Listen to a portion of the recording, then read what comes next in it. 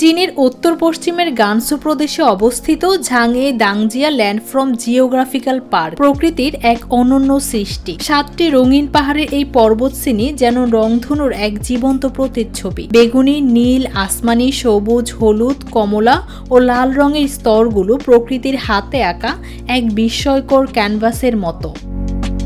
প্রায় 55 মিলিয়ন বছর আগে টেকটনিক প্লেটের সংঘর্ষে সৃষ্ট হয় এই রঙিন ভূপ্রকৃতি। শিলাগুলোর লাল রং লৌহ অক্সাইড থেকে এসেছে, ঠিক যেভাবে ধাতু জং ধরে। বৃষ্টি আর সূর্যের আলো এই রংগুলোর উজ্জ্বলতা বাড়িয়ে তোলে, বিশেষ করে জুন থেকে সেপ্টেম্বর পর্যন্ত সময়ে। 2005 সালে এটি চীনের অন্যতম সুন্দর ল্যান্ডফর্ম হিসেবে স্বীকৃতি পায় এবং 2016 সালে এটি ন্যাশনাল জিও পার্ক হিসেবে ঘোষণা করা হয়। সকাল ও গোধূলির আলোয় এই পাহাড়গুলোর রং বদলে এক অপার্থিব সৌন্দর্য তৈরি করে। ঝাংয়ে দাংজিয়া প্রকৃতির তুলিতে আঁকা এক অদ্ভুত রঙিন বিস্ময়।